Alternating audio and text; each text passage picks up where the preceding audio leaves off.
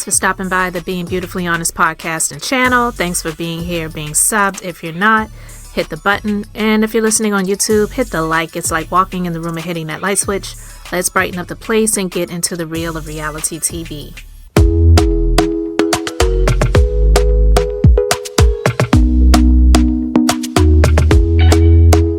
Talk to me nice, talk to me honestly. Look in my eyes, don't let it fall on me. Say you're a good guy, make me believe it. Don't wanna hear it, I wanna see how. Rewind, when we rewind, feels so nice.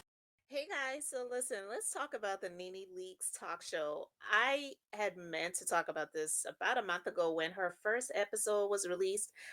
And yeah. Listen, she did her first episode. She interviewed Carlos King. I'm going to actually talk a little bit about that, not on this episode, but Carlos King really has a lot of nerve because actually, you know what? I might talk about it in this episode because I try to keep it brief over here. But listen, she did her second episode. First episode was about a month ago. Second episode just was released a few days ago. I want to share my screen because she said something at the beginning and it's like, oh, okay, girl. Like, all right. Because your girl is. Welcome back to the Nene Leakes show. Now, I know a few of y'all thought I wasn't going to be consistent, but you're wrong.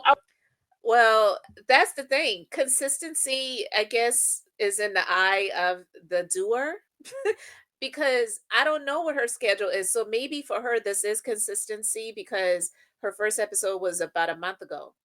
So unless she's doing one episode a month, then maybe because I mean, her first episode has over 500,000 views at this point. So that's great. That's great. And so the second episode at this point in time, I think it may be at over 200 some odd thousand, maybe a little less. I didn't look at the numbers really. But here's the thing. This looks great. This isn't just her sitting in her house and doing a Zoom. Like this is an actual set. I like the boldness of the words and all gold, the Nene Leakes show. So it's cute. It's a cute little setup. I like it. It's cute. But let's be clear. I feel that Nene has it's never too late for anyone, so I'm never going to try to say anything like that for anybody, right? But I just feel that and I know that she's had a lot of life going on and some things that we probably don't even know about. So I'm not sitting here in judgment. I'm not. But I'm saying just because of the heights that she had risen to when it came to her being on the Real Housewives of Atlanta and all the opportunities that she got, I honestly feel that she kind of missed her wave when she really could have like blown up. And again, she had real life stuff going on and probably some things that we don't even know about that was going on in the background because we know out loud and in front she lost her husband. Her oldest son has been hell. She loves her child, right or wrong, she loves her son. And he had a lot of drama going on in his life, in and out of jail and all kind of stuff, different baby mamas. And I'm quite sure that that was stressful on her, as well as her youngest son, who has some health challenges. So I know that life is hard. So I'm not sitting in judgment, but I do feel that when other things were going on with the Real Housewives of Atlanta, and then she was feeling like things were not right, and she was not returning, instead of trying to boycott the network and asking people to boycott and all the other stuff, that should have been the time then that she was doing stuff like this, not waiting for people to give her opportunity. So my personal opinion, and I've said this before and I stand on it, I feel that in some ways maybe she's not lazy, but I do feel that Nene thrives more as someone who is maybe like an employee or a contractor versus having to do it all on her own. And I'm just going to put it like that. Because if you compare her to Bethany, I mean, look at all the things that Bethany has done. And I get it. Bethany has the complexion for the protection and all of those things. So I definitely understand that. And I know that they get a lot of opportunities that we don't get, and we have to fight and work harder. But that's the thing. We have to work harder to get a lot of the opportunities that they get more easily. So, with that being said, I don't feel that Nene should have ever felt like because she had favor at one point that things were going to be always like that. Because honestly, she got on the shows that she got on, the new normal, Glee, that stuff was happening because at the time she was one of Andy Cohen's favorites, I do believe. And Andy Cohen and what was the guy, his name, whatever, Ryan, I think his name, whatever. He was a friend of Andy. So honestly, it was more so because of favor than it was because of the talent. I'm just being honest. So, with that being said, when you look at what Carlos King is doing, it's like, damn, all of the interviews that he's getting with people and all of the reality show people and all of that stuff, that should have been Nene. I feel like that should have been Nene and not Carlos. Because right now Carlos has a show and I mean, I don't know if anybody's watching it, but um it's not getting the views. So I want to try to go back to the interview that she did with Carlos King, but before I do, when she interviewed Latasha Scott, we already know Latasha, damn, she makes it hard for people to root for her because she just will not be upfront and answer the questions and just be honest. The truth may not be favorable to you, but at least be honest because her saying that when Nene asked her about her marriage, she never answered the question. She never answered the question and she was just skirting around the issue. And it's like, girl, are you still married or not? Does he have a baby outside of the marriage? the challenge. I was like, I got to do it because I love challenges like that. So yeah. I was like, I'm going to go and pour my heart out into this. And I did just that. And to be totally honest with you, they say that music reaches the heart. I was able to even reach my sister. I hadn't talked to her in a minute, but that song resonated with her and we were able to have a conversation. So that residuals challenge for me did more than just me singing. Okay. That's great. Yeah. I love that. So I don't think Nene was really listening to her, to be honest with you. And the reason I say that is because Nene said some things when she was asking her questions, and when Latasha was answering, and then she would ask another question, and it's like, she already said that. Or you said you watched the reality show, but you're saying you didn't know that she had children and also that her son was with her husband. So I don't know. That type of stuff turned me off. Candy said in an interview with Vibe magazine that you weren't kicked out of the group. What happened with you not being a part of the escape? Well, when you send a letter, first of all, I did not know that they were going on tour. I talked about going on tour. This is what I wanted. Okay. They were going on tour. I had nobody to call me. Nobody emailed me. Nobody told me anything. And so when I heard about it, it was actually Coco from SVB and also Taj. It was like, we're thinking about going on tour. I was like, when? They were like, we were leaving in May. How y'all leaving in May? I know nothing about it. Nobody's talking to me. So I sent a letter from my lawyer to say, hey, ladies, if you guys are going on tour, let me know the dates. Tell me what is going on. I have no clue of anything. I mean, obviously, if you didn't know that they were going on tour, it's because they did not plan on including you. And let's be clear, a lot of us know about Latasha is the fact that she wanted to go solo. Okay.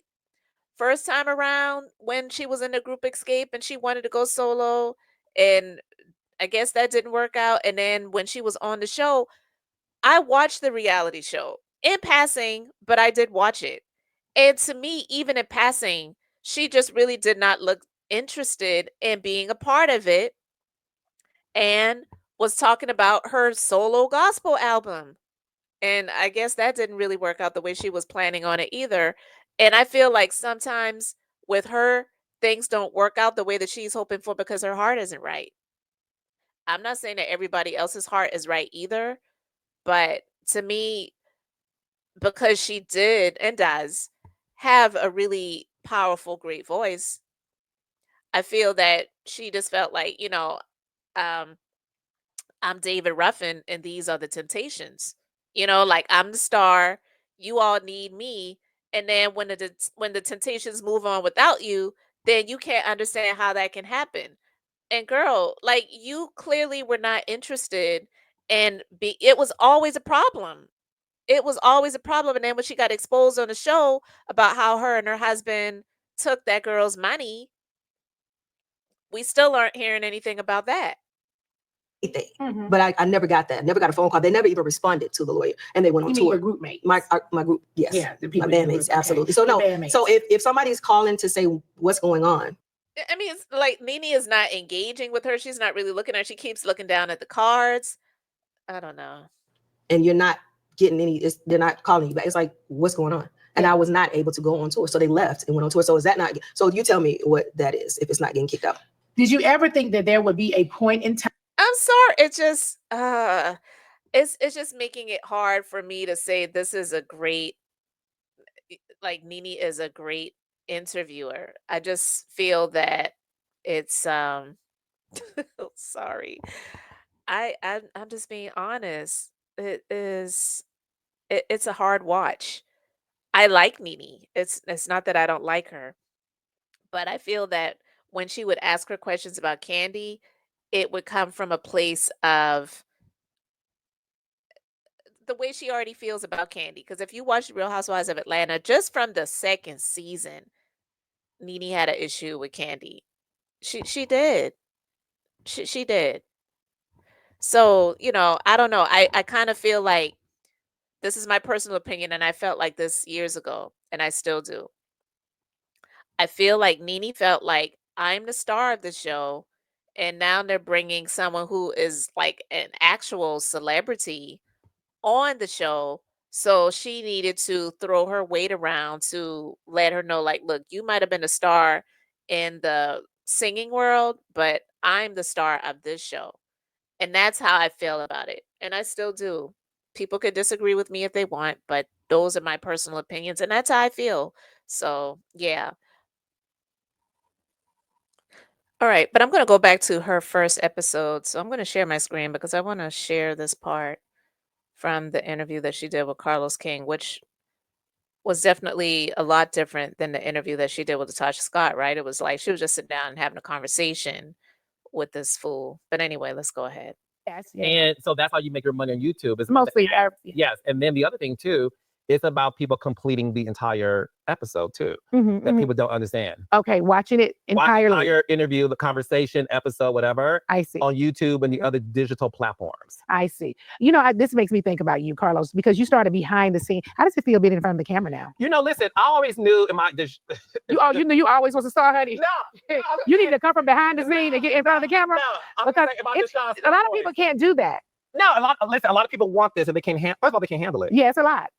It's a lot. And it's a lot of work. It is. So I always knew I was destined for greatness. Hey, Deshaun. Destined for greatness. Hey, Deshaun. No. Bobby Joyce said all the time. I remember when Deshaun said Okay, that. I always knew I was destined for greatness. Yes. No, but all jokes aside, that's a really good question.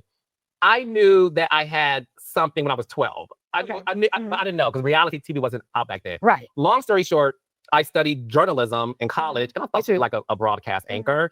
And I caught the reality bug and the rest is history. Yeah. I will say this, and this is me being real with you.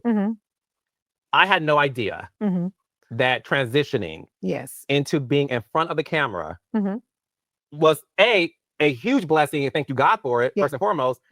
No one could have told me the switch up.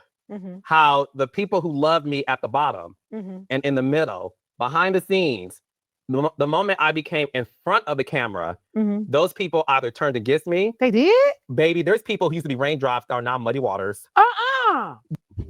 And maybe that's because your personality stinks and you're extremely obnoxious and you've done some shisty things. I wonder who he's talking about. I would love if he named names, but of course he's not going to do that. I did not expect the level of hate. I expected people not to like me. That's fine. Because I was blessed enough to watch you, for example, start as like, I'm just doing this show, and you became the biggest star in the world. And I knew all the stuff you had to go through in order to maintain your mental health. Yes. And we'll talk about that too. So for me, listen, it's been a huge blessing. And I'm born for this. Yes, you are. I'm made for this. Yes. And there's not one person breathing who can stop me from this. Yes. Okay? No matter how hard some may try. Right. I know. So for me, I love it because I get to connect with an audience. And because I am considered the face of Black reality production, Yes. It comes with a lot of responsibility, but it also comes with a lot of people who just make up stuff about you and try to use your name for clout. Yeah. And I remember somebody recently What was in my world talking about you, and I'm like, why are you talking about Nene? She did nothing to you. I don't know you. No. But I love that you did not give that person nothing. And I don't. A lot of times, that's me growing up though. So yeah, I'm going to stop it right there. But listen, Carlos is basically saying, yeah, people try to come for me and I was born for this. I was made for this. And there's nothing anybody can do to stop me from doing this. But yet, what are you doing? Because the ratings on his show are like disastrous. Now, I don't watch the show, but he's got this show, Love and Marriage Detroit. I'm going to share my screen because they're talking about it over there on Urban Bell Mag. So, Love and Marriage Detroit ratings hit series low. Love and Marriage Huntsville has been a hit show for OWN. The show breaking ratings records and controversies involving the original cast members were likely what made Carlos King believe the show could become a successful franchise for the television network. After LAMH left its mark, Love and Marriage DC and Detroit were added. LAMDC started strong thanks to Monique Samuels and Chris Samuels leading the cast. However, they did not return for the second season. They divorced shortly after. The divorce probably wasn't a shock to RHOP and LAMDC fans, considering the former couple was open about their marital issues on both platforms. Monique has called out Carlos in multiple interviews since. She alleged that she was done worse on LAMDC than The Real Housewives of Potomac. After Monique and Chris departed the show, LAMDC continued. However, fans noticed that the show would undergo multiple breaks, which made it hard for them to keep up with the new episodes. Love and Marriage Detroit is back for the continuation of its second season. The mid-season premiere aired last week. However, ratings are drastic. According to TV Deets, the latest episode only amassed 79,000 viewers. The demo is even more bleak at 0.01, making the episode a series low. I wonder how they feel about that. Child, and this the thing about it is he's sitting here saying all of this stuff about the things people say about him, and he knew he was destined for greatness and whatever, but yet the greatness really, if we're honest about it, is the people that have allowed him to interview him on his YouTube channel, and people just really want to hear what those people have to say. The first person ever was Nene. Okay? Has nothing to do with Carlos. Because if it had everything to do with Carlos, why can't he make his shows great? The ratings over there are flopping. And so, just to name a couple of people he might have been speaking about, I think one was Melody, and I think the other one was Monique. Monique literally came out and said that she was done worse by him than by the white people on Bravo. That's what she said. And then we know Melody has come out and said a number of things, and she's not coming back to Love and Marriage Huntsville. So it's like, maybe it's something that you did. And I know there are times when you get to a place when you've risen, and it's true in life, when you rise, then more hate does come toward you. That really is a thing. It's a spiritual battle. And I definitely understand that because I've experienced it. But when it comes to this stuff, it's like you're not even focusing on your creations, your shows. I actually preferred my personal opinion. I preferred Love and Marriage DC over Love and Marriage Huntsville. Love and Marriage Huntsville to me, and I talked about this before. I hadn't talked about that show in a while, in a long while, but it was terrible men married to these women. It was like a terrible representation of marriage.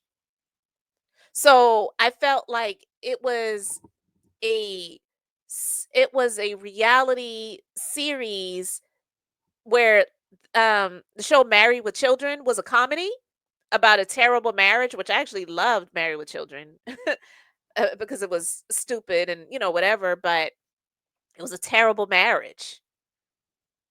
And so we have these representations of terrible marriages. The men are trash. It would make people not want to get married if they watch the show. Love and Marriage DC, I didn't pick that up from them. Now, I'm not saying that they didn't have their challenges and their issues. No relationship is perfect, but I prefer Love and Marriage DC over Love and Marriage Huntsville. But he wasn't focusing on the show.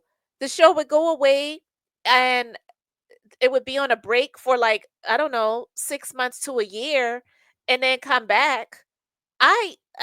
Like I can't imagine what the people who are on the show felt like. They probably felt abandoned. Where every time they look, they see Carlos on YouTube talking about Bravo shows and interviewing other reality personalities. So a lot of them probably felt abandoned. And then now you have this Love and Marriage Detroit that's come back. I watched a few episodes of the first season. And I was like, I can't do this. And then I think it came back for a second part. And then now it's come back for another part. And the ratings are terrible. He's getting more views on his interviews on YouTube than he is on his show.